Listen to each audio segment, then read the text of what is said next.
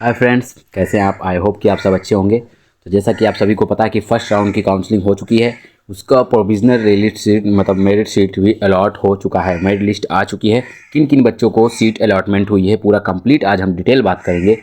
और ये video and तक देखिएगा। ये वीडियो थोड़ा लंबा भी हो सकता है, आपका 8 से 10 मिनट का भी जा सकता है, क्योंकि इसमें हम कंप्लीट लिस्ट की बात करने वाले हैं और कौन से यूनिवर्सिटी का क्या शॉर्ट फॉर्म ऑब्जर्वेशन लिखा है जिससे कि आपको दिक्कत ना हो, वो कंप्लीट लिस्ट हम बताएंगे। और जो कि all India quota round first की काउंसलिंग आप यहाँ पे देख सकते हैं। Provisional NEET UG 2000 counselling list 2024 round 1 की आ चुकी है।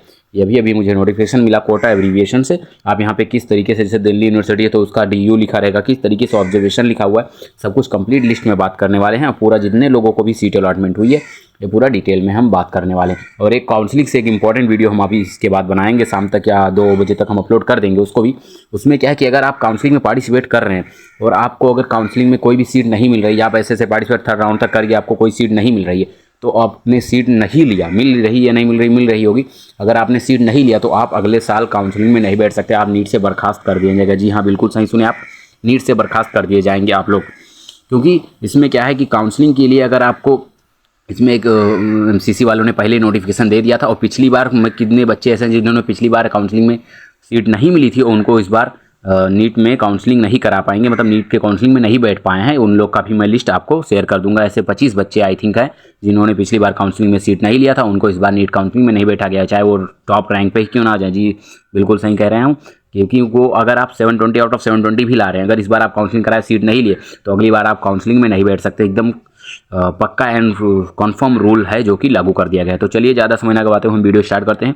और वीडियो स्टार्ट करने से आप लोगों से एक ही विनती है कि आप प्लीज़ चैनल पर नए हैं तो सब्सक्राइब कर लीजिए for more NEET related updates and counselling related updates. जैसा कि स्टेट मेरिट लिस्ट भी जो आता जा रहा है हम अपलोड करते जा रहे हैं, और वो भी हम स्टेट मेरिट लिस्ट जो भी आ रहा है हम अपलोड कर देंगे। कम्युनिटी टैब पर भी पोस्ट डाल दे रहे हैं।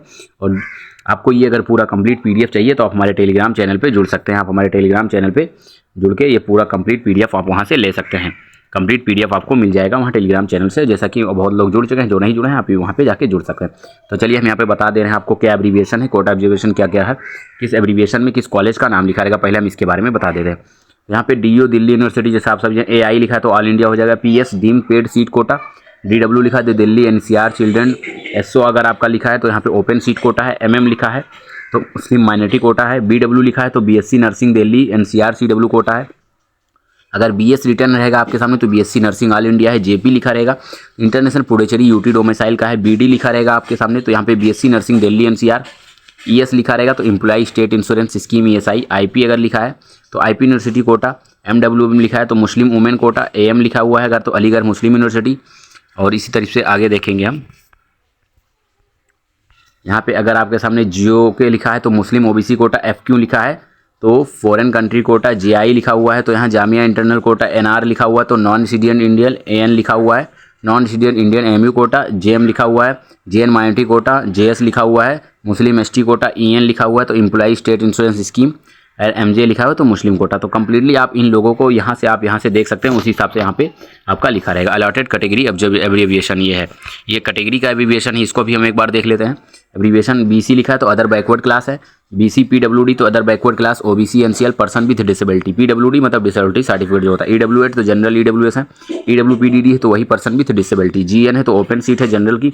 GN PWD तो यही open seat for personal with disability जो कि डिसेबिलिटी है। SC शेड्यूल कास्ट है। SC PWD तो वही again person with disability schedule caste के। ST तो शेड्यूल ट्राइब। और PWD तो वही अगेन पर्सन विथ डिसेबिलिटी। अगर PWD है तो डिसेबिलिटी के साथ जो पर्सन है उसको मिलेगा।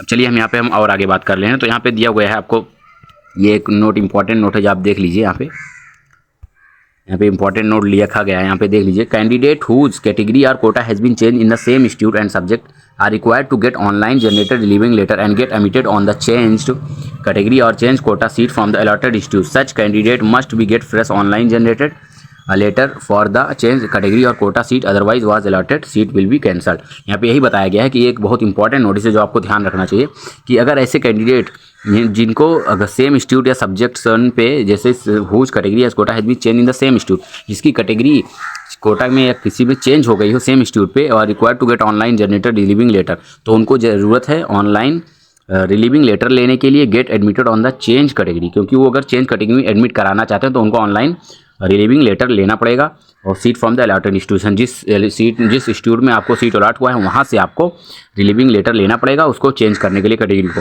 सच candidate must be fresh online, तो उनको फ्रेश ऑनलाइन जनरेट कराना पड़ेगा admission letter for be change category. अगर आपने कैटेगरी चेंज किया तो आपको फ्रेश ऑनलाइन रजिस्ट्रेशन कराना पड़ेगा फिर से, तो यह चीज़ आप ध्यान रखिएगा, नहीं तो आपका सीट कैंसिल हो सकता है। ठीक, अब इसके बाद हम चलिए मेन पॉइंट पे आते हैं जो कम्प्लीटली हमारा है। यहाँ से मेरिट लिस्ट आप देख सकते हैं किन बच्चों को कहाँ कहाँ मिला है। यहाँ पे कंप्लीट मेरिट लिस्ट आपको अलॉट है। जैसे ओपन सीट कोटा का rank 1 point AIIMS new Delhi Ansari Nagar east town, course MBBS है। अगर आपका रैंक 1 है तो ये अलॉटेड कैटेगरी ओपन है, कैटेगरी जनरल अलॉट हुआ है। अगर आपका रैंक 1.02 है open seat quota AIIMS new Delhi, again वही MBBS ओपन कोटा 1.3 तो भी आपको AIIMS new Delhi Nagari AIIMS Ansari Nagar east Aurobindo मार्ग न्यू दिल्ली, ये भी MBBS ओपन सीट है और ये उसको OBC को मिलेगा, अलॉटेड है। 1.04 तो open seat quota new Delhi MBBS ये जनरल के लिए फिर है अलॉटेड है। 1.5 में है निम्स न्यू दिल्ली, वही अगेन फिर जनरल के लिए अलॉटेड है। इस तरीके से 1.8 है। इस तरीके से आप यहाँ से कंप्लीट PDF देख सकते हैं। वहाँ पे 1.9 है ओपन सीट कोटा का MBS seat allotted, 1.11 open seat quota MBBS open general allotted है। यहाँ पे आप देख सकते हैं कितने बच्चों को आई थिंक हमारे हिसाब से एम्स दिल्ली जो है मिला हुआ है, 51 बच्चों को एम्स दिल्ली मिला हो, क्योंकि इसमें सीटें जो हैं कम्प्लीटली इतनी ही 50 के आसपास सीटें हैं। तो यहाँ पे open seat quota AIIMS new Delhi MBBS OBC को अलॉटेड हो गया है, OBC को अलॉटेड हो गया है। यहाँ पे OBC जनरल SC भी मिला हुआ है, SC कैटेगरी का है। अगर आपका रैंक 35 है तो आपको MBBS open SC category allotted हुआ है एम्स दिल्ली का, ये हो गया। अब हम बात कर रहे हैं यहाँ पे जैसे ऑल इंडिया में 52 में है सेठ GS मेडिकल कॉलेज मुंबई आचार्य दोंग मार्ग पारेल मुंबई महाराष्ट्र। यहाँ पे MBBS में ओपन सीट है जनरल, यहाँ पे भी आपको सीट अलॉट कर दिया गया है।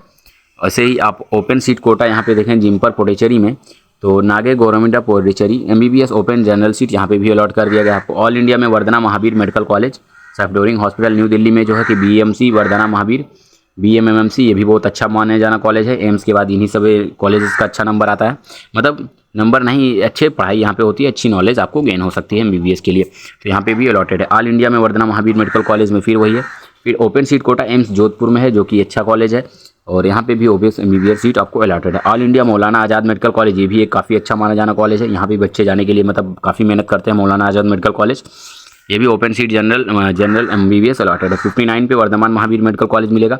अगर आपका रैंक 60 है तो ओपन सीट कोटा एम्स नगर में मिलेगा। 61 है ऑल इंडिया मौलाना आज़ाद मेडिकल कॉलेज मिलेगा। इस तरीके से आप कंप्लीट लिस्ट, ये कंप्लीट लिस्ट मैं अपने टेलीग्राम चैनल पे PDF पे शेयर कर रहा हूँ। आप यहाँ पे देख सकते हैं टोटल 1098 पेजेस हैं। इसमें काफ़ी लंबा, मतलब कि राउंड फर्स्ट में जितने लोगों को भी यहाँ पे काउंसलिंग सीटेड अलॉट हो गई हैं उन लोगों की ये लिस्ट है कि अगर आपका रैंक इतना है तो आपको इस कॉलेज में सीट अलॉट होगी, एकदम कन्फर्म है, यहाँ पे आपको सीट मिलेगा। उसका एक कंप्लीट लिस्ट बना के दे दिया गया है। और हम चलिए डिटेल बीच में बात कर ले रहे हैं कहीं पर, जैसे यहाँ पे government medical college hospital Chandigarh university, मतलब एम्स मंगलहारी। अब यहाँ पे हम देख सकते हैं 869 अगर आपका रैंक है ओपन सीट कोटा में, अगर AIIMS Mangalagiri all India institute of medical science near Tadepalli Mangalagiri centre DT Andhra Pradesh में जो उसकी पड़ता है या आंध्र प्रदेश में है, यहाँ पे आपका ओपन और जनरल सीटें हैं अलॉटेड है। MBBS के लिए आपको कंप्लीटली मिल जाएगा। 87 open seat quota AIIMS Bhopal है। साकेत नगर मध्य प्रदेश जो कि आपको EWS कैटेगरी के लिए अलॉटेड है, कंफर्म है। Open seat quota AIIMS Bhopal Saket MBBS OBC category के लिए अलॉटेड है। Open seat quota AIIMS Rishikesh जो कि OBC कैटेगरी के लिए MBBS allotted. Open seat quota AIIMS Raipur तबिंडा तटीभांड JE road Raipur Chhattisgarh, pin इतना दिया हो छत्तीसगढ़ की, ओपन सीट जनरल के लिए अलॉटेड है। तो यहाँ पे कंप्लीटली आप देख सकते हैं इस तरीके से आपका यहाँ पे कंप्लीटली अलॉटेड है सीटें जो भी हैं आप यहाँ पे दे सकते हैं। तो ये कंप्लीट मैं अब ज़्यादा लंबा वीडियो और नहीं करना चाहता हूँ, कंप्लीट लिस्ट ये PDF मैं आपको अपने टेलीग्राम चैनल पे शेयर कर दूंगा। चलिए लास्ट में देखते हैं कहाँ पे अलॉटेड है, उसका हम लास्ट वाला देख लेते हैं। लास्ट में देख लेते हैं कितना, मतलब क्या पहुँच के कितने नंबर पे या कौन सा रैंक पे आपको लास्ट फर्स्ट राउंड काउंसलिंग में मिल चुका है, किस रैंक पे आपको फर्स्ट राउंड काउंसलिंग में लास्ट मिल चुका है। इस पिछले ईयर में हम कंपेरिजन मतलब देख लेते हैं इस बार कितने रैंक पे आपको फर्स्ट राउंड काउंसलिंग में लास्ट कॉलेज मिला है, ये रैंक हम देख ले रहे हैं। तो चलिए भैया आने वाला है, वेट कर रहे हैं थोड़ा, यहाँ पे आ चुका है आप देख सकते हैं। अब यहाँ पे देख सकते हैं रैंक आई थिंक लिखा हुआ है 13,94,835 पे डीम्ड पेड सीट है। ये पेड सीट है, आप नॉट रिजिडुअल नहीं है, यहाँ पे पेड सीट आपको दिखाई दे रहा होगा।